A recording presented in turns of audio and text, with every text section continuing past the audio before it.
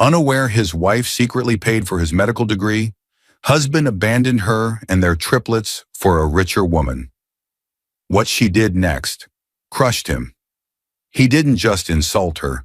He stood in the middle of their cramped living room, suitcase already packed in the hallway, and told the woman still healing after a difficult early birth that she and their 3 newborns were too much for the future he wanted. Then said the words that broke everything, "I'm leaving." Weeks after their premature triplets were discharged from the NICU and brought home, the tiny bassinets sat side by side in the small apartment, their babies finally breathing on their own. Sarah Carter was exhausted, sore, and doing midnight feedings alone, but she still believed Daniel was overwhelmed, not gone.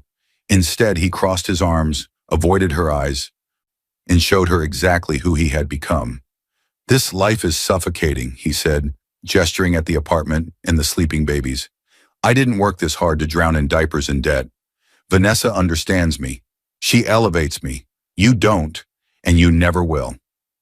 In a few sentences, he pushed their children onto her as her responsibility, promised he'd support them, eventually, and grabbed the suitcase he had already packed, walking out of the door to be with Vanessa, the wealthy fundraising board woman who matched the polished world he craved more than his own family.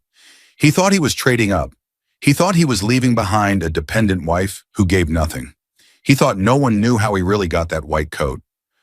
What he never imagined was this: the quiet woman he had just abandoned with 3 premature infants was the one who had secretly paid for almost every dollar of his medical degree, using her late father's inheritance, student loans in her own name, and years of double shifts he never bothered to look at. In a drawer he rarely touched, she had already kept the tuition receipts, the bank transfers, the loan papers. And on her phone, there was an accidental voicemail where his own voice promised to be free from the babies and her as soon as he could. Dear viewers, thank you for being here. If you watch without subscribing, it's like letting Sarah's voice stay buried under his lies and excuses. When you click that button, you stand with every person who was used, abandoned, and quietly holding proof of what was done to them. Please subscribe now, and in the comments, tell me where you're watching from and what you would have done in Sarah's place. Sarah Bennett, 23 years old, stood frozen in the dim back hallway of the assisted living center where her mother stayed. Her chest rose too fast, breath catching under the pressure of exhaustion. She had just rushed from her evening cleaning shift at a small roadside lodge, still wearing her work shoes, and now she tied on the pale blue caregiver apron for her second job. Her hands trembled, not from fear, but from the weight of responsibility she'd carried for years. Life didn't wait for her. Bills didn't wait. Her mother's illness didn't wait. And still, she moved forward. Sarah's world was shaped by loss long before adulthood arrived. Her father, David Bennett, had passed when she was 9, leaving behind a quiet legacy, a small inheritance built from years of repairing old watches and antique clocks in their garage. He worked with gentle hands and soft sighs, saying time was precious and people deserved to hold on to the parts that mattered. He left just enough money to give Sarah a start someday, a little safety net. Sarah protected that inheritance for years. She tucked it away, never touched it, never even spoke of it. Her mother used to say it was David's last act of love, something meant to carry Sarah toward her future. But life had other plans. Her mother's condition worsened, and Sarah stepped into the role of caretaker long before she was ready. Tonight, as she stood in the hallway, adjusting her apron, a memory rose without warning. She had been 14, sitting cross-legged outside her parents' bedroom, hugging her knees, listening through a cracked door. Her mother's voice, tired but hopeful, floated through the silence. "Find someone whose dreams you can share," Lila whispered, "not someone you have to chase." Those words rooted themselves deep, even when she didn't yet know why they hurt.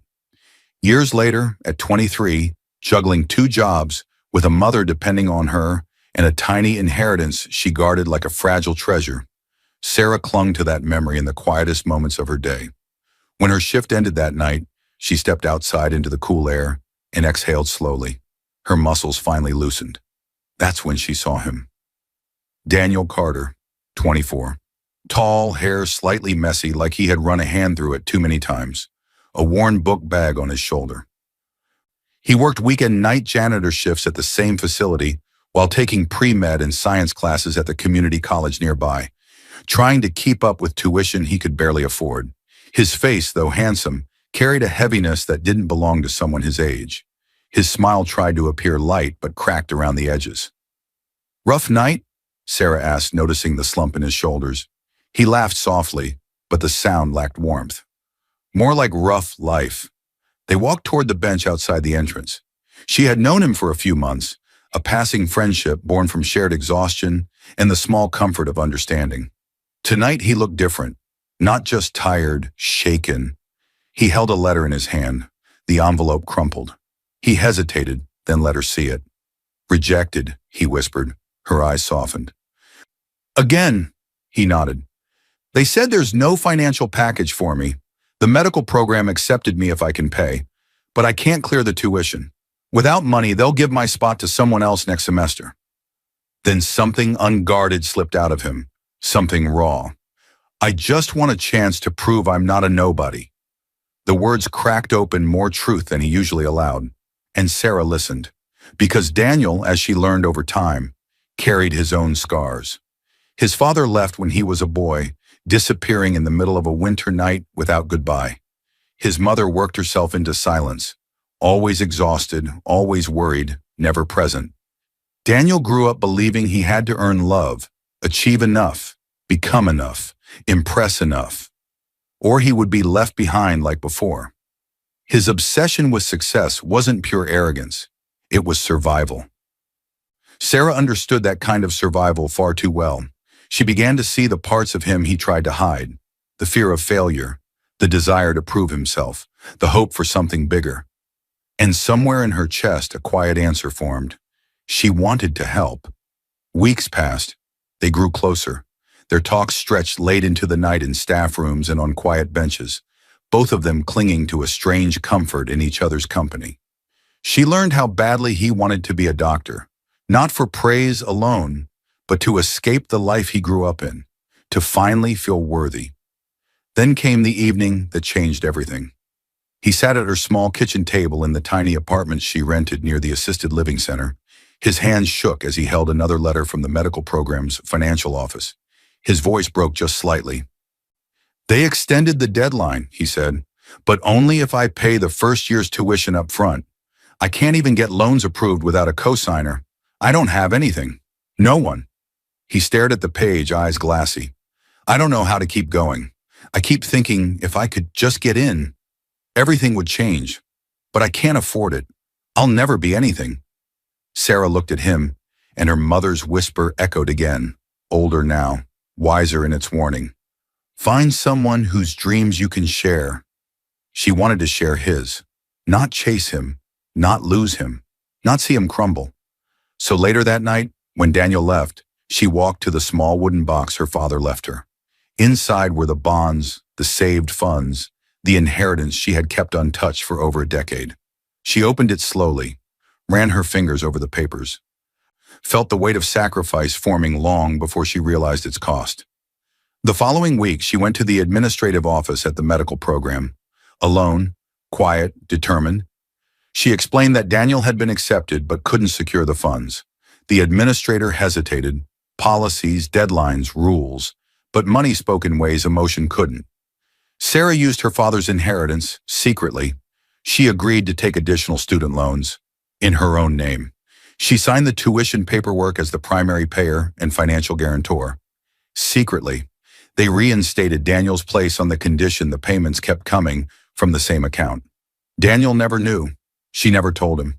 She told him something else instead.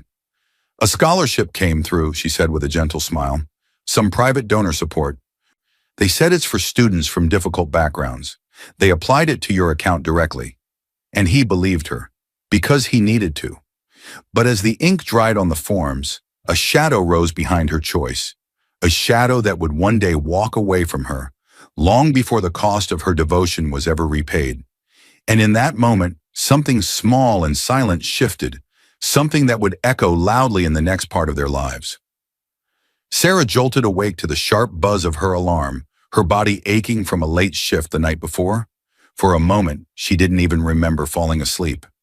Then it hit her, Daniel's early class, her own shift, and no time to waste. She sat up fast, heart pounding, because she knew she had only 20 minutes before her next shift, and Daniel needed his notes printed before he left for the hospital. Her life had become a race, a constant sprint. She rushed across the small bedroom she now shared with Daniel. 2 years had passed since she signed those forms. In that time, he started medical school. They had a small courthouse wedding, and she moved into this tiny apartment closer to campus. On paper, she was now Sarah Carter, but most of the financial documents still carried the name she grew up with, Sarah Bennett.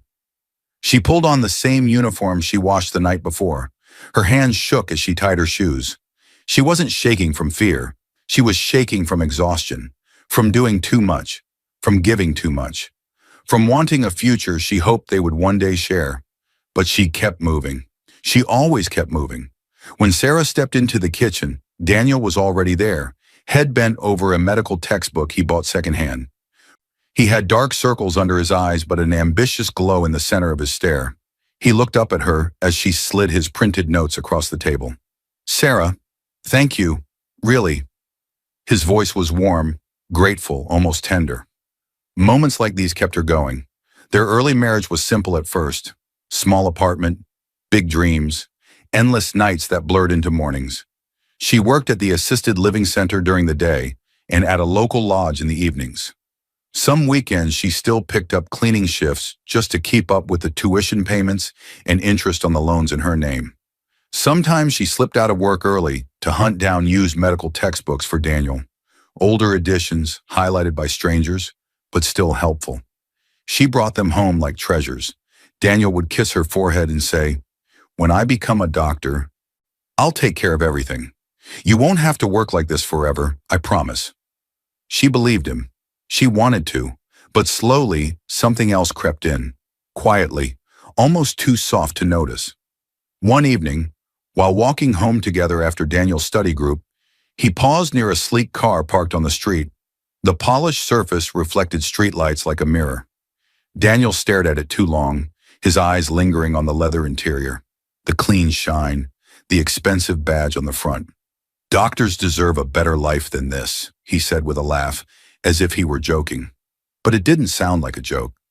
Sarah tucked this moment away, but she ignored the small sting it left behind. She reminded herself that ambition wasn't wrong. Wanting more wasn't wrong. Daniel simply wanted a good life. Still, something in his tone felt foreign. Months rolled by, then years. Daniel moved from basic science classes to clinical rotations. Sarah took extra shifts while he studied late into the night at the hospital library. Their savings disappeared faster than it grew. But she never told him how much she was struggling. She didn't tell him she skipped meals so he wouldn't have to. She didn't tell him her hands blistered from lifting patients alone. She didn't tell him her legs cramped every night from standing too long. Daniel didn't ask, likely too buried in his own battles, but Sarah never blamed him for that. She loved him. That was enough. Then came the day everything changed. Sarah sat in a tiny clinic room, heart trembling as the doctor smiled gently and held up an ultrasound image. "Triplets," he said softly. "Congratulations. Triplets." Sarah's breath caught. Joy, fear, wonder, all tangled together. Daniel was stunned at first, then excited, shouting happily, hugging her tightly, telling her this was the beginning of their beautiful family. For a week, he was more attentive than he had ever been. He went to appointments, asked questions, bragged to classmates that he would be a father of 3 at once. But the pregnancy hit hard. Her body struggled, her energy dropped. The doctors warned that she needed rest, help, and constant monitoring.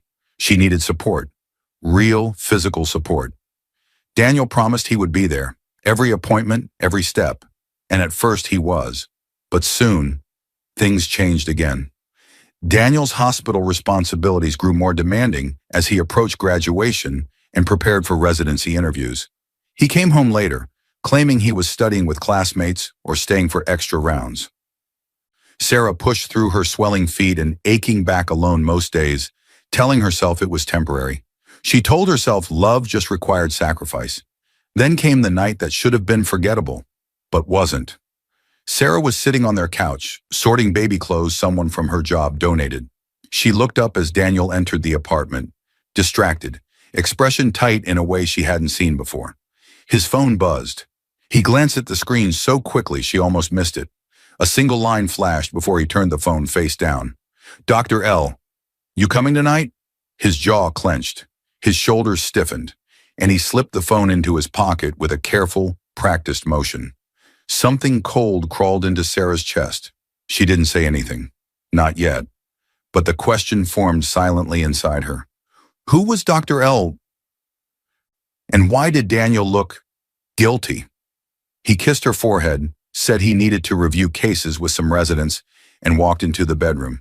But Sarah noticed something new that night, something she couldn't unsee. Daniel was starting to live two different lives. And as she finished folding the tiny baby clothes, she sensed the first quiet crack forming, one that would only grow deeper in what came next. A loud crash echoed through the apartment as Daniel slammed the front door behind him, his breath heavy, his shoulders tense with a frustration Sarah had never seen before. He tossed his bag onto the floor and snapped, "Why is everything such a mess? I can't come home to this every night." By now, a few months had passed since his graduation. He was officially Dr. Daniel Carter, a first-year resident at the same hospital where he had once been a nervous student. Sarah froze mid-step, holding a basket of folded baby clothes against her belly. The outburst felt sharp, cutting into the quiet evening like glass. For a moment, she simply stared at him, unsure what she had done wrong. His anger softened almost immediately, regret flickering in his eyes, but he didn't apologize. Instead, he rubbed his forehead hard and muttered, "You have no idea how stressful my work is." His words stung. She didn't need a reminder. Her days were long too. Appointments, swelling, dizziness, and preparing for 3 babies at once. But she didn't say that. She swallowed the hurt and set the basket down gently. Daniel walked past her and sat at the kitchen table, buried his face in his hands. Sarah moved quietly around him, her steps soft, her breathing slow. She touched his shoulder lightly. "Is everything okay?" He lifted his head, irritation flashing again. "Sarah, please. You don't understand the burden of being a doctor. People's lives are in my hands. You don't know what it's like to have patients and attendings depending on you all day." The words landed harder than he expected. He didn't notice how she stepped back slightly or how her eyes dimmed. She understood all too well what being depended on felt like. She lived it every day, just in a different way. But she didn't argue. She only nodded. Later that night, as she washed dishes, she heard something she almost never heard anymore. Daniel laughing, not the tired laugh he used at home, not the forced one he gave when he was stressed. This one was light, youthful, full of energy she hadn't seen from him in months. Sarah wiped her hands and stepped toward the hallway, curiosity pushing her feet forward. Daniel was in the bedroom, phone pressed to his ear, voice low but excited. She couldn't hear words, just the tone. Bright, playful, alive. A tone she wished he still used with her. He hung up quickly when he noticed her standing in the doorway. His smile vanished as fast as it appeared. "Who was that?" she asked softly. "Just someone from the hospital," he replied too quickly. "One of the board people. Stop worrying. I have work to do." He walked past her, grabbing his laptop, avoiding her eyes. Sarah stood still for a moment. Something wasn't right. This wasn't about stress or work. This was something deeper, something slipping through cracks she didn't even know existed, and she felt it widening. The reflection deepened in her chest as she remembered something small but important. Daniel had always loved validation. Even back when they first met, she saw how his face lit up when praised, how he straightened his posture when someone with status noticed him. It was harmless then, just insecurity trying to feel worthy.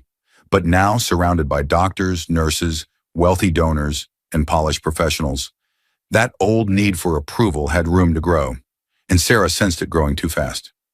Days passed. Daniel came home later, sometimes after midnight. His clothes smelled of expensive perfume, not just disinfectant and hospital air. He claimed it was cologne from a coworker who hugged everyone. Sarah nodded, but a quiet ache settled into her bones. She told herself he was just tired. She told herself residency was overwhelming. She told herself she was imagining things, but the truth whispered in the back of her mind, steady and unsettling. One afternoon, as Sarah set Daniel's clean scrubs on the bed, his phone buzzed on the nightstand. She didn't mean to look. She only glanced out of reflex. A name lit up the screen. Vanessa. A name she didn't know. A name that didn't belong to anyone he had ever mentioned. The preview bubble showed just a fragment. Board dinner tonight. Can't wait to see... The notification disappeared as the phone locked. When Daniel came out of the shower moments later, she pointed to the phone. Who's Vanessa? He didn't flinch, didn't hesitate. His answer came smooth, almost practiced. She's on the hospital fundraising board. She helps bring in donors. It's nothing. Nothing. The word echoed in her chest, too hollow to believe. And as he kissed her cheek and walked away, his phone still in his hand, she couldn't shake the feeling that nothing was about to become something far worse. And as the quiet evening settled again, Sarah sensed a shift, a small, sharp one, that would only grow sharper in the days to come. Sarah's scream tore through the hospital hallway as nurses rushed her into a delivery room. She wasn't supposed to go into labor yet. Not this early. Not when the baby still needed weeks. Her vision blurred. Her breath broke. Her hands clutched the rails of the hospital bed as contractions crashed through her like waves she couldn't escape. She heard voices, urgent, commanding. 3 babies. We need NICU ready. Move quickly. Blood pressure dropping. Her world spun. Daniel wasn't beside her. He was miles away at a fundraising dinner, dressed in a suit, standing beside Vanessa at a hotel ballroom packed with donors and board members. She had picked out the tie that matched his eyes. She had introduced him around as one of our most promising young doctors. The pain sharpened, slicing through Sarah's ribs. Tears streaked her face, but her voice cracked in one desperate whisper. Please, my babies. Then everything blurred into bright lights and rushing feet. Hours later, Sarah lay in her hospital bed, drained, pale, barely able to lift her head. Her stomach felt empty, hollow. She delivered too soon. The room felt too large, too cold. Machines hummed softly around her. A kind nurse named Emily, middle-aged with soft hands and calm eyes, stepped in. Her role was clear. She was the NICU coordinating nurse assigned to guide new parents in emergencies. She gently brushed hair from Sarah's forehead. You did everything you could, Emily said softly. The triplets are fighters. They're in the NICU getting the best care. I need to see them, Sarah whispered, her voice raw. You will, soon. Let your body rest for a moment. We don't want you collapsing on the way. Sarah tried to breathe normally, but guilt crushed her chest. She felt responsible. If she had rested more, worked less, stressed less. Emily noticed the look in her eyes. Preterm birth with multiples is common. This isn't your fault. Sarah closed her eyes, tears sliding sideways into the pillow. When Daniel finally arrived 2 hours later, his hair was perfectly gelled, suit spotless, smelling faintly of strong perfume that wasn't hers. He rushed in with forced panic. I came as fast as I could, he said, voice tight. The dinner ran longer, and my phone was on silent for the speeches. Sarah stared at him. Her body was too weak to argue or question details. She just nodded. He kissed her forehead, but it felt distant, mechanical. They walked slowly to the NICU. 3 tiny babies lay in 3 tiny incubators, each hooked to life-supporting monitors. Their chests rose and fell quickly, their bodies small and fragile. Sarah's heart broke and rebuilt itself in one breath. These were her children, her miracle, her reason to fight. Daniel stood stiffly beside her, arms crossed, eyes darting toward his buzzing phone. A message flashed. He ignored it. He tried to smile. But something about his expression seemed conflicted, like stress and guilt were pressing against each other inside him. They visited the babies together for a few minutes, but Sarah noticed how quickly Daniel shifted his weight, how he glanced at the clock more than at the infants. Minutes passed. Then he sighed. I'm sorry, Sarah. I need to head back. Back? She asked quietly. The board expects me to attend certain events. These people support the hospital. It's important for my career. If I just disappear, they'll notice. Her throat tightened. But the babies, they're in good hands. You stay. Rest. I'll come back after things calm down. He kissed her cheek and walked out without looking back. The door closed behind him, and Sarah felt the room tilt.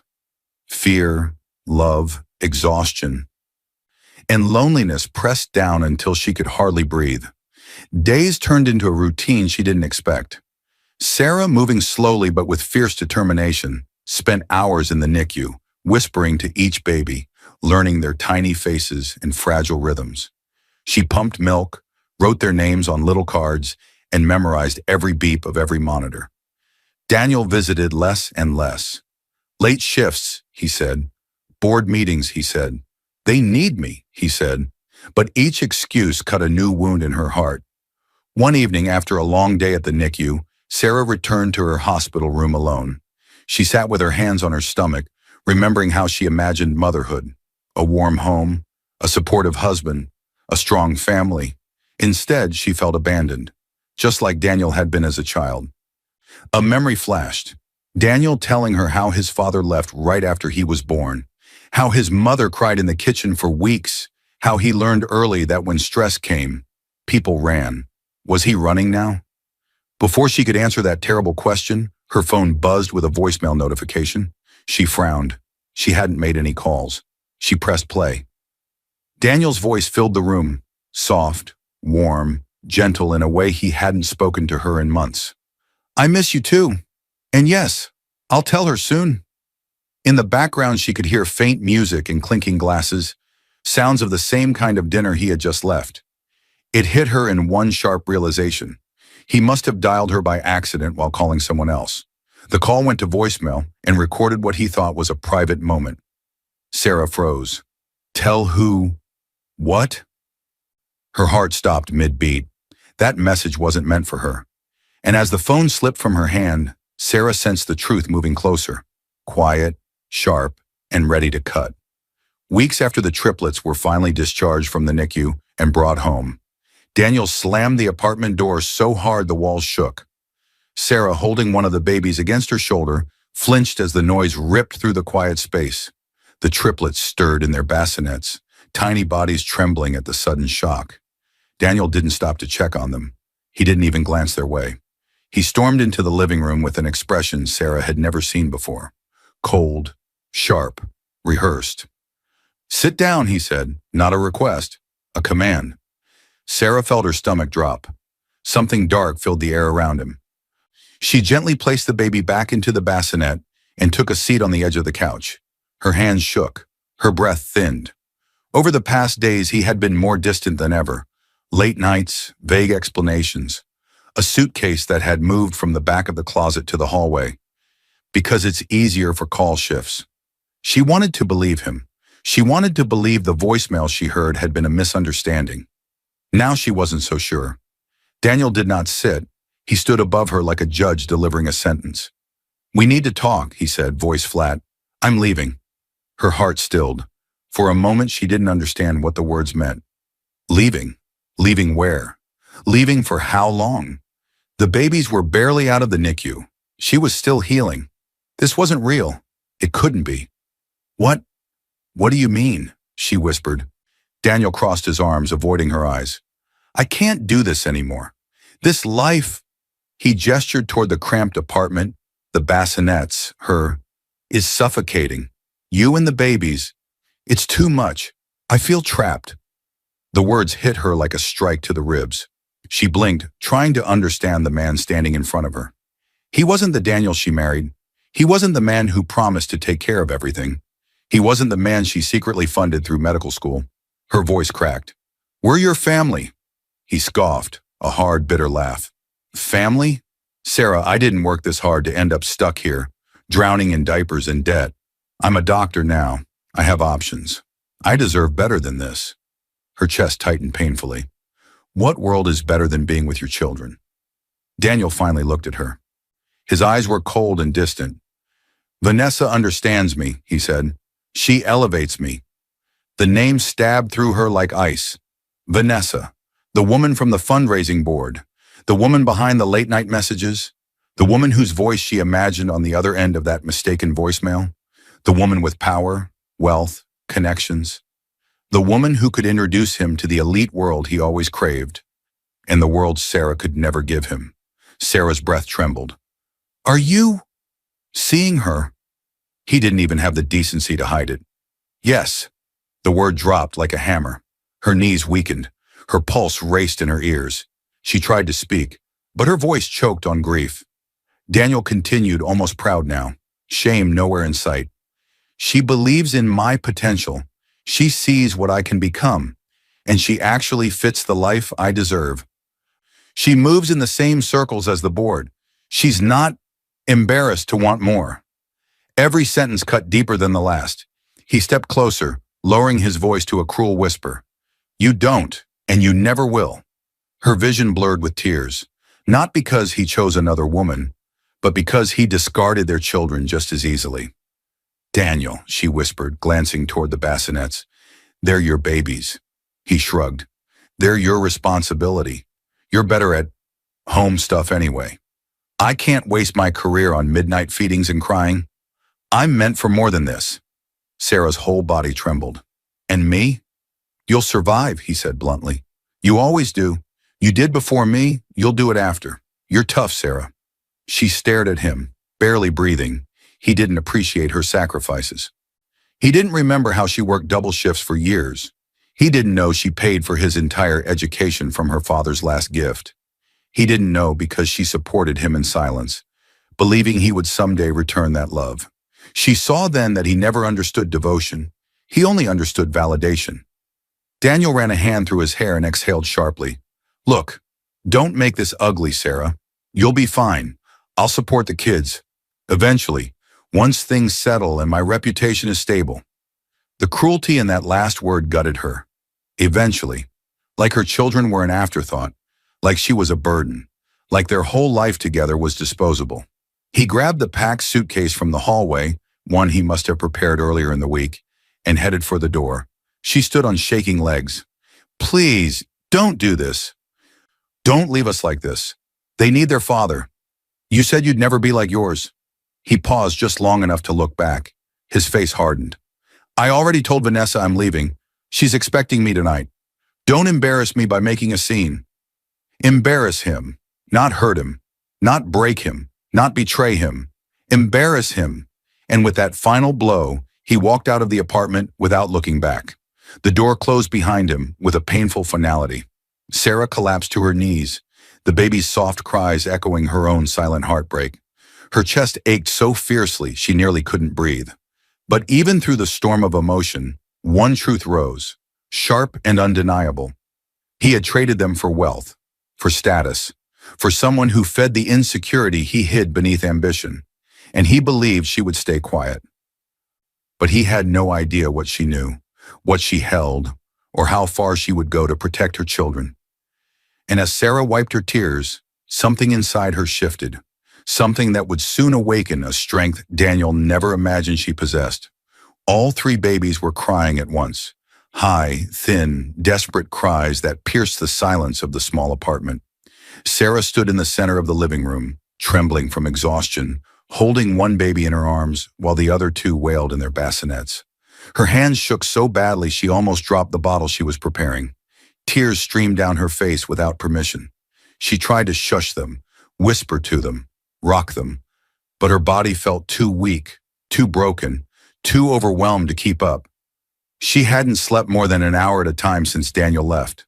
Her head throbbed, her legs wobbled, her chest burned, and still, she moved because no one else would. The room swirled around her as she sank onto the couch, clutching the baby against her chest.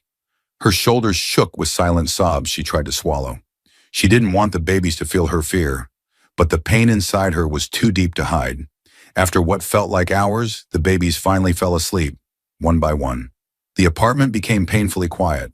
The ticking clock on the wall was suddenly the loudest sound in the room. Sarah sat frozen in the dim light, staring at the wall, feeling nothing and everything at once. Numbness smothered her. It wrapped around her bones, her lungs, her heart. She felt empty, and yet full of so much hurt she thought she might break entirely. Slowly the numbness cracked. What leaked through wasn't weakness, it was anger. Not the explosive kind, not the loud kind, but the quiet, focused kind. The kind that formed when someone reached the end of their breaking point and found something powerful underneath. Her breathing steadied, her tears stopped, her jaw tightened. A new thought slid into her mind, sharp and uninvited. He left us. He chose someone else. He thinks I'll stay silent. Sarah rose to her feet, legs unsteady but determined. She walked to the bedroom, their bedroom, but it no longer felt shared. Daniel's clothes were gone. The drawer where he kept his watch and wallet was empty. She opened the drawer he never touched. Inside, she found the folder she had hidden for years behind old blankets and spare sheets. Her hands hovered over it before pulling it out. Inside were papers, stacks of them, her life written in numbers and signatures. Tuition receipts, bank transfers, student loan approvals, her father's inheritance withdrawal forms, proof of every sacrifice she made for him. She stared at those papers, and memories hit her like flashes of lightning. Her calling lenders late at night, begging for lower interest rates. Her working double shifts, sometimes triple, while he slept and studied. Her selling her father's watch collection, each piece a memory she let go of for Daniel's future. Her hiding headaches and back pain so he wouldn't feel guilty. Her lying about scholarships so he would feel proud instead of ashamed. She saw it all, and the pain inside her transformed into something sharper. Protection, resolve, clarity. Daniel thought she was weak. Daniel thought she would crumble without him.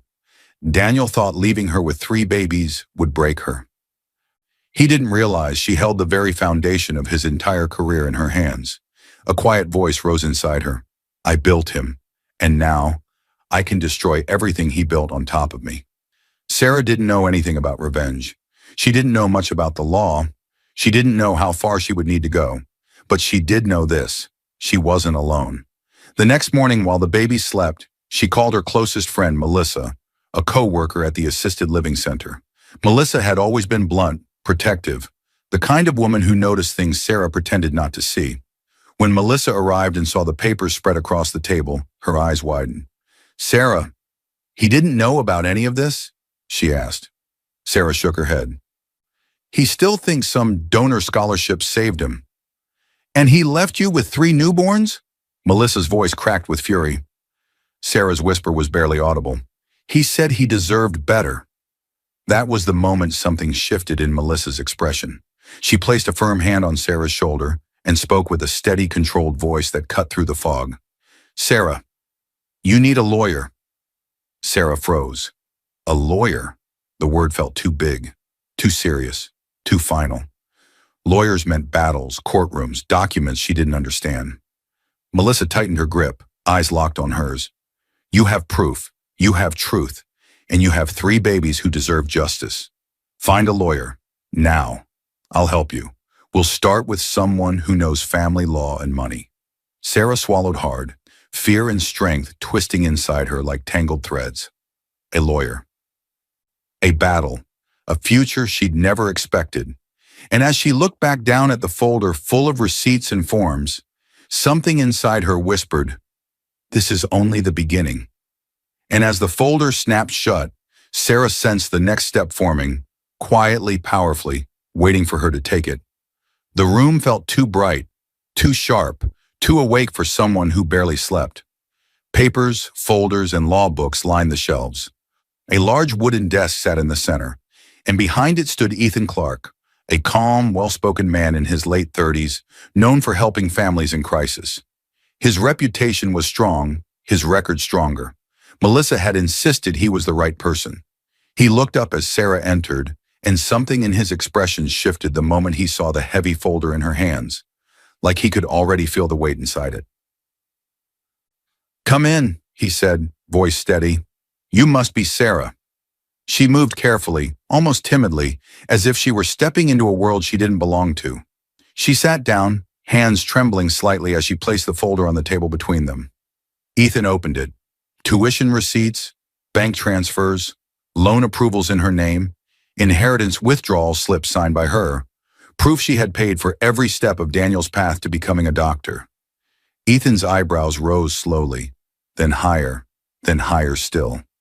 He leaned back, stunned. Sarah, you paid for everything. She nodded once, quietly. He flipped another page. There were also pay stubs from her 2 jobs, overlapping dates that matched his semesters and rotations. He exhaled through his nose, still flipping through pages. This isn't a small contribution. This is years of financial support. He owes you far more than he thinks. The room steadied into a reflective quiet. Sarah looked down at her hands in her lap. I never wanted anything back, she said. I did it because I loved him, because I believed he would take care of us when he finished. I thought we were building the same life. Ethan softened. But he didn't. She swallowed painfully. No, he left. He nodded, understanding, settling in his expression. Then now we protect you, and your children. The investigation began. Ethan moved quickly. Sarah followed, carrying both fear and a new spark of determination inside her. They gathered everything. Payroll records showing she worked 2 and sometimes 3 jobs during Daniel's schooling. Tuition confirmations signed in her name as financial guarantor. Email logs where she communicated with administrators. Calling herself Daniel's financial advocate, so his enrollment would not be canceled. Copies of Daniel's recent financial disclosure to the court, where he claimed he had funded his own education and portrayed Sarah as dependent and unstable. Then Ethan brought in a tech specialist, Jared, a quiet man in his early 40s who worked with digital recovery. His role was simple: uncover anything Daniel tried to hide, using Sarah's legal access to her own devices and backups. He plugged Sarah's phone into his laptop. Lines of code flashed. Files loaded. Hidden data emerged. Jared narrowed his eyes and clicked a single file. A deleted voice message. He played it. Daniel's voice filled the room. Light, excited, disturbingly warm. Once I'm free from the babies and her, we can announce us. Sarah felt her stomach twist. Her hands clenched the armrests. The room spun for just a moment. Ethan's face hardened. This isn't abandonment, he said. This is intentional. He planned this. Sarah closed her eyes in pain. He said we were too much, that he felt trapped. Because he wanted out, Ethan said. Not because he was overwhelmed, because he saw something he thought was better. Jared clicked again. More messages appeared. Screenshots of texts Sarah had saved before deleting the conversation to try to forget. Vanessa's name appeared above flirtatious lines, plans for dinners, mentions of our future, jokes about how demanding new mothers can be. Reflection wrapped around the pain, sharp memories of all her sacrifices, every long night, every shift, every whisper of hope she once held. And now she saw it clearly. Daniel didn't leave because he felt trapped. He left because he believed he deserved someone with status, connections, wealth, the very things he always felt he lacked growing up. This wasn't weakness. This was choice. Ethan gathered the documents, stacking them carefully. His voice was calm but firm. Sarah, I can help you, he said, but you need to understand something. She looked up slowly. This isn't just divorce. He leaned in. This could cost him his license. Her heart dropped. His license. His entire medical career. Ethan's eyes stayed on hers, steady and certain. He built his career on money that wasn't his, on loans and inheritance tied to your name, and he lied under oath about it. On top of that, he abandoned his newborn children. The board will not take that lightly, especially if the court documents show he misrepresented his past. Emotion crashed through her. Shock, fear, justice, anger, all twisting together. The weight of what was coming settled over her like a heavy shadow. She didn't ask for revenge. She didn't seek to ruin him. But the truth was stronger than her intentions, and now it was moving forward. As Ethan closed the folder, Sarah felt a shift in the air, something bigger, louder, and far more public waiting just ahead. Daniel walked in first, chin lifted, shoulders squared, wearing his best suit. Confidence radiated off him like heat.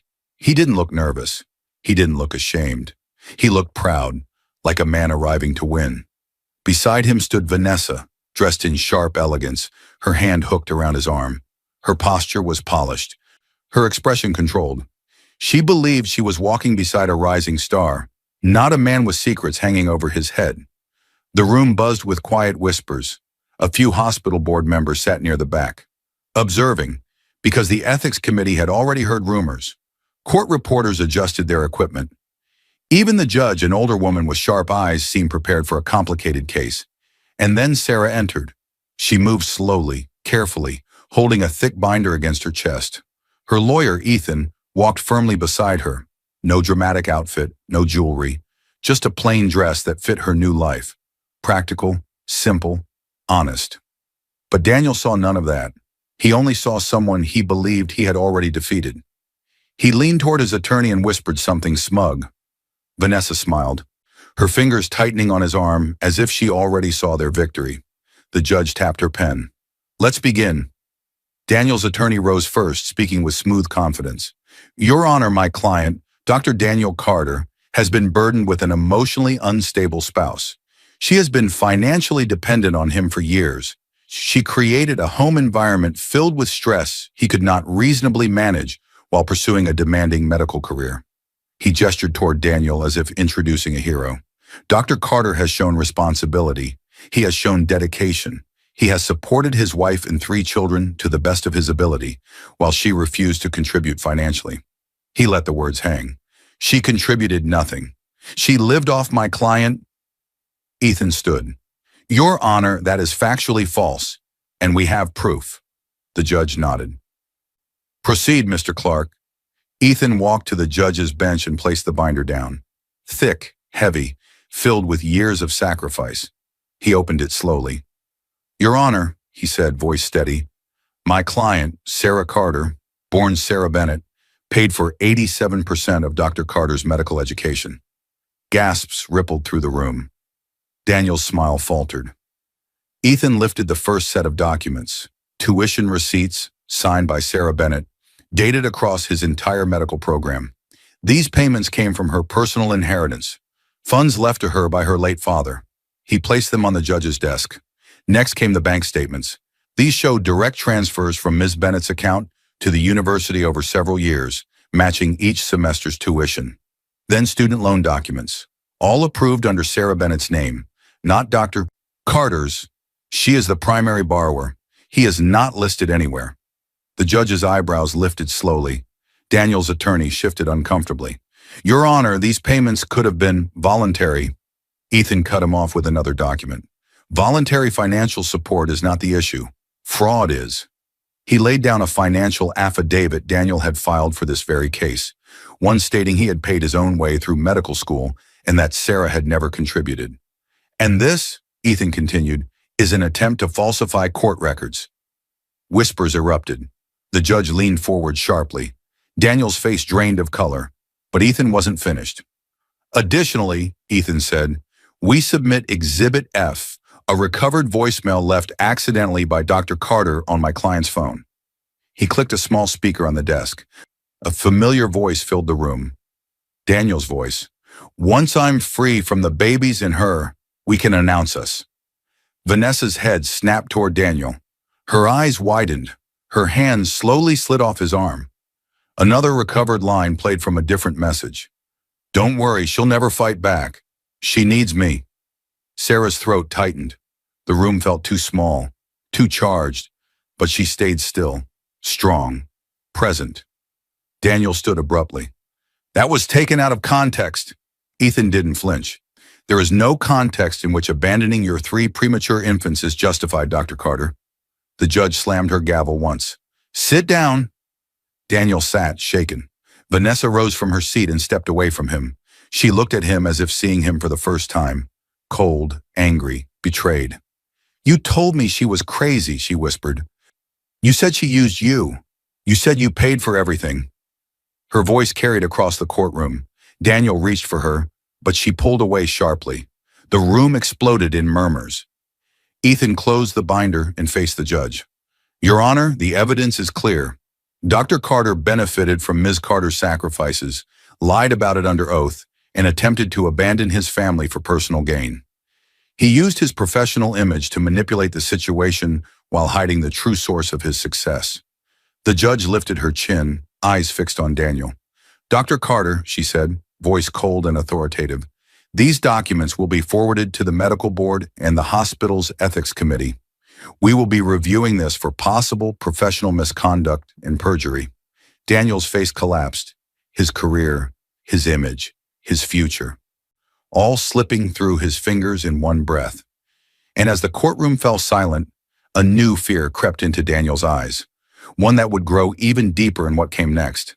His phone exploded with calls, one after another, vibrating endlessly across the nightstand. He jolted awake, heart pounding. He grabbed the phone, expecting messages from Vanessa or the hospital about his next shift. Instead, notice of immediate suspension, medical board ethics committee, mandatory hearing, pending investigation, financial misrepresentation, falsification of affidavits, family abandonment. His breath caught. His chest tightened. He sat frozen in bed, staring at the screen as the world he built began to crumble in front of him. But the worst part wasn't the hospital. It was the message Vanessa left. Just one sentence. Just one knife. Do not contact me again. You lied to me too. No signature, no softness, no explanation.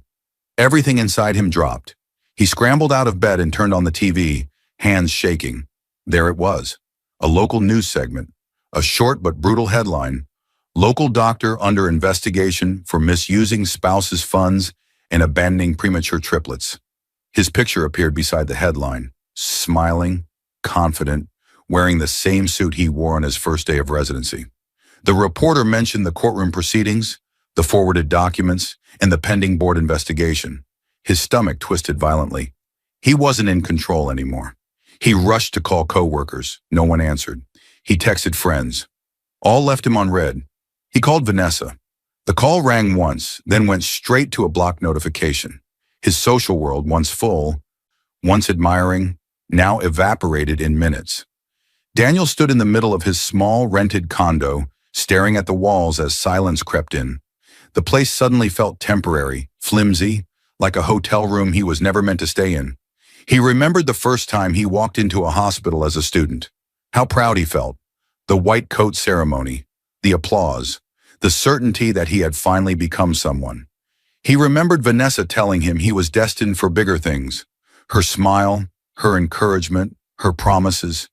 He had drunk every word like water. He remembered how he looked at Sarah before he left, seeing her as small, tired, ordinary. Someone he believed couldn't keep up with his rising world. Someone he thought needed him more than he needed her. He remembered thinking Vanessa was his future. Beautiful, wealthy, connected. But all of that had depended on one thing: his image, his reputation, his clean record. And Sarah had pulled the curtain back. He sank down onto the couch, head buried in his hands. He whispered to himself, "What have I done?" But the reflection came too late. The consequences came fast. A letter from the hospital hand-delivered to his door. Effective immediately, his clinical privileges were suspended pending investigation. He was not to see patients, wear his white coat, or represent himself as an active physician until further notice. Neighbors whispered in the hallway when he walked past. Colleagues texted each other, but not him. Emails from the medical board demanded documents, explanations, statements. Then came the court's temporary orders. He owed child support. He owed back support for the months he disappeared. His paycheck, what was left of it, would be garnished. His entire life, built on prestige, was falling apart like it had never been solid at all. His mother called, her voice trembling with disappointment and worry. "Daniel, I saw the news. How could you do this to your family, to those babies? You swore you'd never be like your father." He hung up before she finished. Every wall he leaned on collapsed. And then he realized the truth. He had nowhere left to turn, except Sarah. Night fell. Daniel stood outside Sarah's small apartment, shivering in the cold. His hair was messy, his face pale, his suit wrinkled and no longer impressive. He looked nothing like the confident, polished doctor who once stood in court beside Vanessa. He looked broken. He knocked. At first, no one answered. The muffled sound of a cartoon and childish laughter came through the door. Then the cartoons muted, and the door opened an inch. Sarah appeared, tired, steady, holding herself with a quiet strength he didn't recognize. She had a child on her hip and two behind her legs. The triplets were bigger now, standing, curious, clinging to her. She looked at him the way someone looks at a stranger. He swallowed hard. "I made a mistake," he whispered. His voice cracked in a way that made him sound like a boy again, abandoned like he once was. I, I need my family back. I can't lose everything. I can be better. I'll try, please. Sarah's eyes softened for just a second, because she wasn't cruel, but they didn't break. She didn't speak. She didn't argue. She didn't cry. She simply shook her head once, slow and calm, and closed the door gently but firmly. Daniel's forehead fell against the wood. He whispered desperately, voice shaking, "Please, don't leave me with nothing." But Sarah didn't leave him with nothing. She left him with the truth he had run from, the truth she had carried alone, the truth he never bothered to see until it swallowed him whole. Behind the door, Sarah walked away slowly, her steps calm, her heart steady, her mind clear. She had 3 babies to protect, a future to rebuild, and justice already in motion. And as Daniel slid down the door in defeat, Sarah sensed the final chapter approaching, where the consequences he feared most would finally arrive. The triplets charged across the small living room, stumbling, laughing, reaching for their mother. Their legs were stronger now, their hair thicker, their voices clearer. Toys scattered across the floor, sunlight poured through the curtains, and the warmth of the moment hit Sarah so strongly it almost knocked the breath from her chest. Not in fear, in gratitude, in disbelief that she had survived everything that tried to break her. She knelt down, scooping the children into her arms, their tiny hands clinging to her shirt, their faces lighting up when she kissed their cheeks. Their laughter wrapped around her like a gentle shield, chasing away the last shadows Daniel left behind. Sarah stood slowly, carrying one child on her hip while the other 2 toddled beside her. She looked around the apartment, the same walls that once felt too tight, too quiet, too heavy. Now they felt safe, warm. Hers. She had painted the nursery herself, using soft colors she never had the chance to use before. She kept the blinds open for sunlight, something she never dared do when Daniel complained about early mornings. She placed small photo frames on the walls with pictures of her and the kids. First steps, messy meals, tiny hospital bracelets in a shadow box. Moments he had missed, moments she cherished. There was no emptiness now, only life, only renewal. She sat on the floor with the triplets and watched them play, their small fingers gripping blocks, their curiosity blooming. One stacked a tower, another knocked it down, the third clapped and squealed. In that moment, she felt something she hadn't felt in years. Peace, soft, steady, real. Her mind drifted back briefly, just briefly, to the woman she once was. The woman who worked 2 jobs, hid her sacrifices, whispered encouragement into Daniel's dreams while bearing her own. The woman who believed supporting him meant supporting them. She realized she had been wrong. She didn't lose herself when he left. She found herself. The strength she discovered didn't come from any lawyer, any courtroom, any victory. It came from surviving the night he walked away, and every night after. It came from holding her babies through the worst pain she ever knew, and still standing. It came from truth, from resilience, from finally choosing herself. A soft smile touched her lips as she stood and walked to the bookshelf. On the top shelf sat a labeled box she had placed there weeks earlier. Closed chapters. Inside was the evidence binder, the receipts, the documents, the proof of everything she once gave, and everything he once took for granted. She placed the binder inside the box, closed the lid, and gently pushed it back onto the shelf. Not forgotten, not erased, just done. The court orders now ensured consistent support for the children. The board investigation had moved on without her needing to watch every step. She no longer checked the news for updates about Daniel. His story no longer controlled hers. She lifted the babies into their stroller, grabbed her keys, and opened the front door. A fresh breeze rushed in, filling the apartment with new light. Sarah stepped outside with her children, her chest lifting with a steady, quiet joy. She didn't know what the future held, but she knew this. She was ready. She walked forward, pushing the stroller into the bright, open world, and for the first time, she felt free. Because some stories don't end with revenge. They begin again with peace. I hope you enjoyed watching it as much as I enjoyed creating it. Like, share, and comment on the lessons you've learned. Let me know where you're watching from in the comments below. See you in my next video.